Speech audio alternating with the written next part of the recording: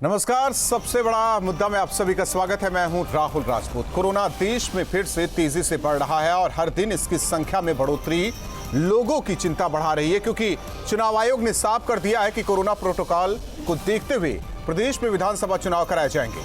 आयोग तैयार है, पार्टियां तैयार हैं, लेकिन क्या जनता भी तैयार है? क्योंकि पिछली बार दूसरी लहर के दौरान जनता ने जो दर्द झेला था उसे वो दोबारा नहीं देखना चाहती। ऐसे में चुनाव कैसे होंगे? रैलियों की भीड़ का क्या होगा? क्या संक्रमण का खतरा नहीं है? खतरे में है जान? कैसे होगा मतदान? बड़ा सवाल। आज का सबसे बड़ा मुद्दा यही है। मेहमानों से करेंगे चर्चा, लेकिन उससे पहले एक रिपोर्ट। देश और प्रदेश में भले ही कोरोना के बढ़ते मामलों ने सरकार और जनता की मुश्किलें बढ़ा दी हो, लेकिन चुनाव आयोग और सभी सियासी दलों की यही इच्छा है कि उत्तर प्रदेश में चुनाव समय से कराए जाएं। गुरुवार को प्रेस कॉन्फ्रेंस कर चुनाव आयोग ने अपनी मंशा जाहिर की। सभी राजनीतिक दलों के प्रतिनिधियों ने ये हम लोगों को बताया कि कोविड प्रोटोकॉल का पालन करते हुए समय पर चुनाव होने चाहिए।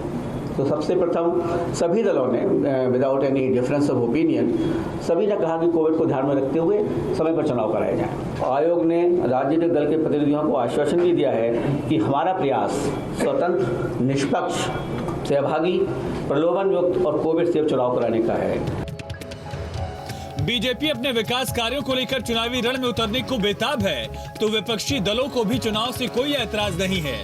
सभी चुनाव चाहते हैं, लेकिन कोरोना प्रोटोकॉल के तहत कोई सत्ता में वापसी चाहता है, तो कोई सत्ता पर कब्जा बरकरार रखने के प्रयास में है। यह विषय सभी राजनीतिक दलों के एक कंसेंसस निर्णय की बात है। दूसरी बात यह कि चुनाव आयोग अपने आप में एक स्वतंत्र संवैधानिक संस्था है। इस संदर्भ को लेकर के जो भी उसका दिशा निर्देश होगा, भारतीय जनता पार्टी उसका अक्षरशः पालन सुनिश्चित करेगी।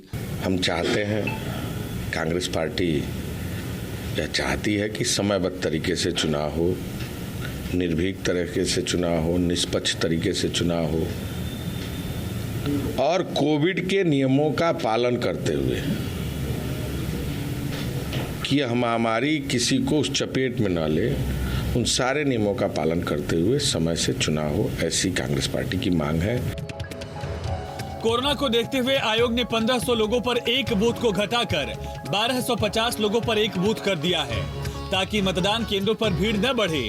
80 वर्ष के ऊपर के बुजुर्ग और दिव्यांगों को घर से वोट देने की सुविधा भी दी गई, ताकि वो कोरोना से सुरक्षित रह सकें।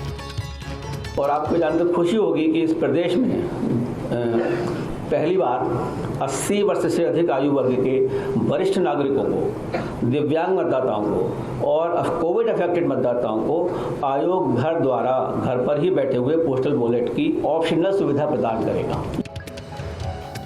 कुछ दलों ने आयोग के साथ बैठक में रैलियों और जनसभाओं में बढ़ती भीड़ पर चिंता भी जताई।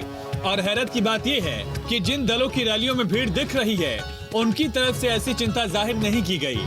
आयोग को इंतजार है 5 जनवरी का और अंतिम मतदाता सूची के प्रकाशित होने का, जिसके बाद आयोग चुनाव की तारीखों की घोषणा कर सकता है।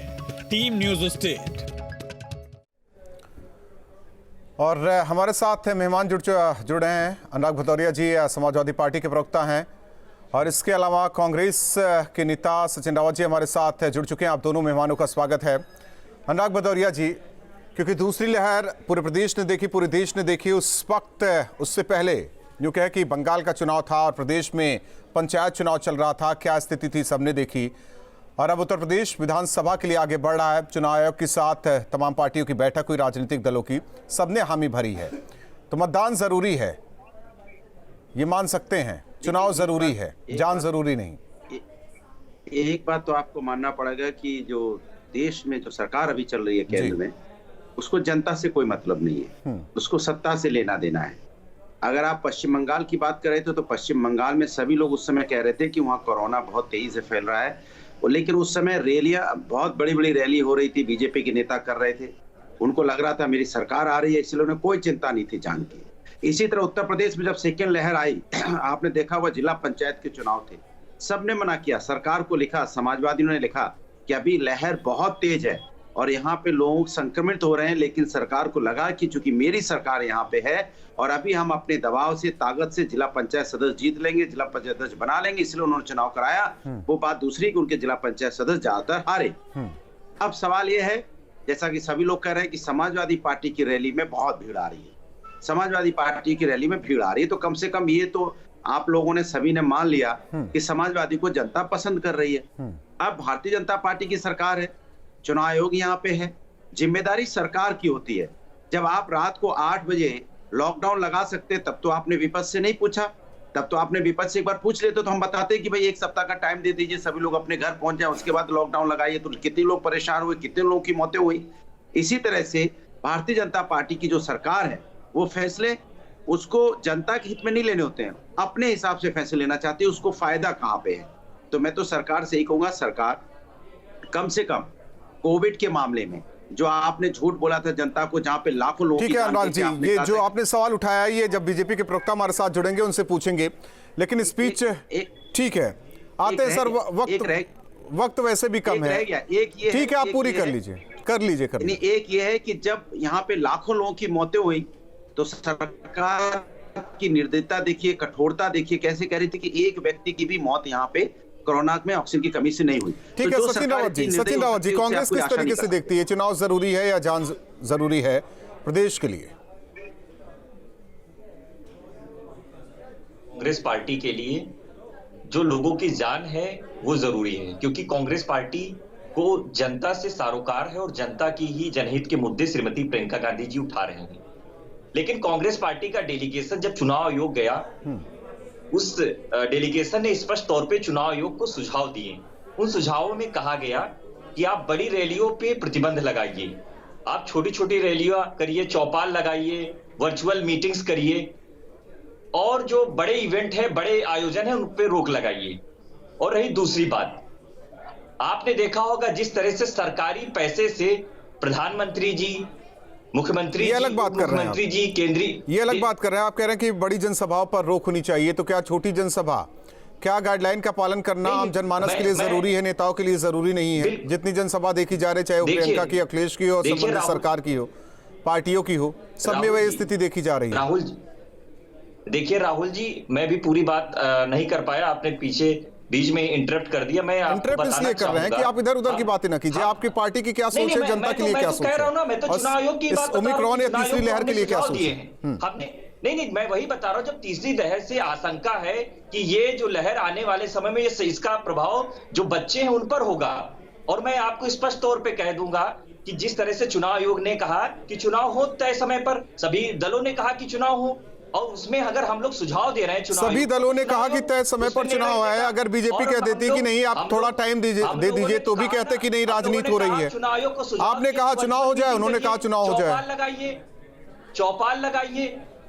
हम लोगों ने तो यही डेलीगेशन में कहा, और हम लोगों ने स्पष्ट तौर पे कहा है कि भारतीय जनता पार्टी सरकारी पैसे का जो दुरुपयोग कर रही है, उसमें आपने देखा होगा उस रैली में स्पष्ट तौर पे प्रधानमंत्री जी और मुख्यमंत्री जी राजनीति कर रहे हैं और मर्यादित भाषा का प्रयोग कर रहे हैं। मोहम्मद अमीन जी, पूर्व संयुक्त निदेशक चुनाव आयोग हमारे साथ जुड़ रहे हैं बीच चर्चा में। मोहम्मद अमीन जी, आपका भी स्वागत है बीच चर्चा में। सवाल आपसे यह है कि क्या ऐसी स्थिति पहले देखी गई जब चुनाव आयोग के सामने ये यक्ष प्रश्न, हालांकि राजनीतिक दलों के साथ बैठक हो गई है, सहमति भी बन गई है, एक नई चीज ये निकलकर सामने आ रही कि 80 साल के ऊपर या जो दिव्यांग है घर जाकर बैलेट पेपर के जरिए चुनाव कराया जाएगा। मान लीजिए पहला फेज निकलता है, दूसरे या तीसरे में ये स्थिति बनती है, तो क्या एक रणनीति होगी चुनाव आयोग की?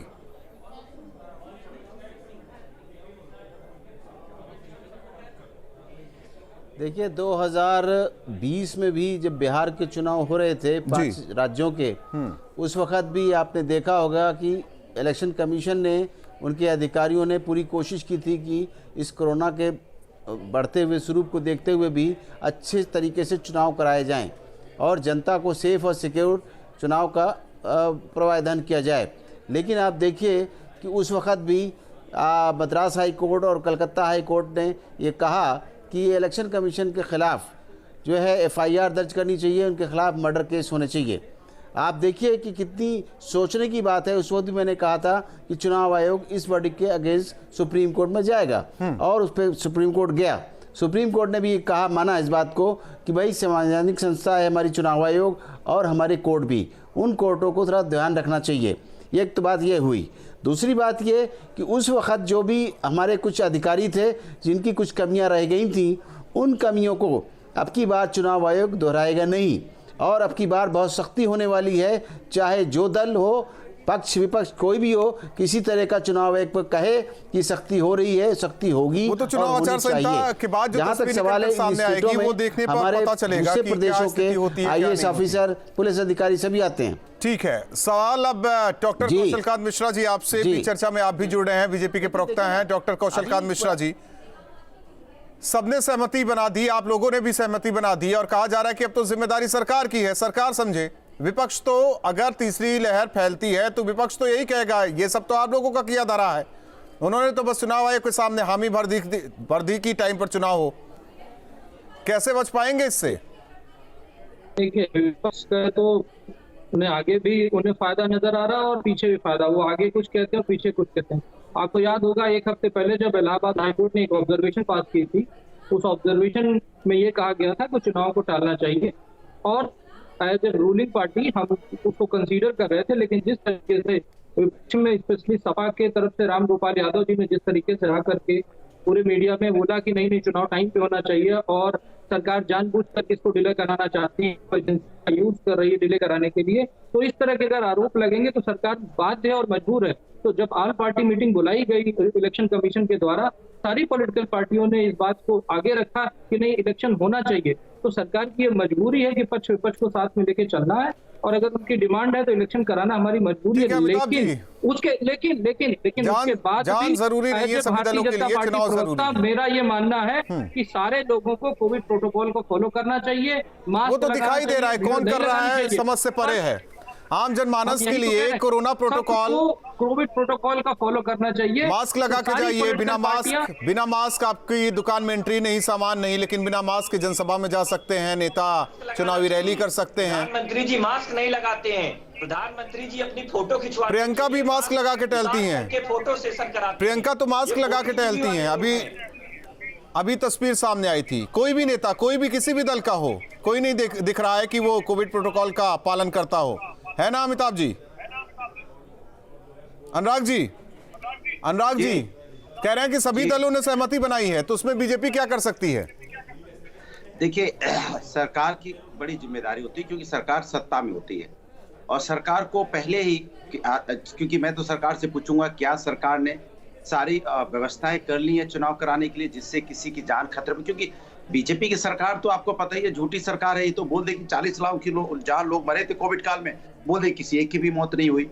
अब ऐसी सरकार से मैं आशा भी क्या करूंगी, क्या कर सकती है जब इतना बड़ा झुटला सकती है पूरी जनता के सामने। इतनी मौतें हुई थी और ऐसा कोई परिवार नहीं, ऐसा कोई नातेदार रिश्तेदार नहीं कि किस तरह से बिना सिलेंडर के लोग बदहवास भाग रहे थे, कहाँ पे ऑक्सीजन का सिलेंडर मिल जाए, कैसे हॉस्पिटल में बेड मिल जाए और मौत का मंजर। वो स्थिति दूसरी बार ना हो, अगर दूसरी बार होगी तो यही समझा जा सकता है कि सभी दलों ने मिलकर ये स्थिति पैदा की है।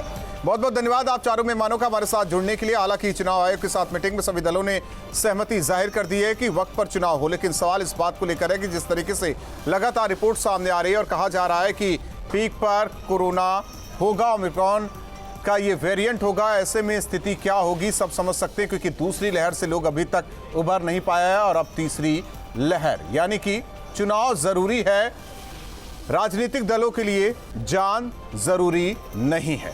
इसी के साथ सबसे बड़ा मुद्दा में आज के लिए बस इतना है।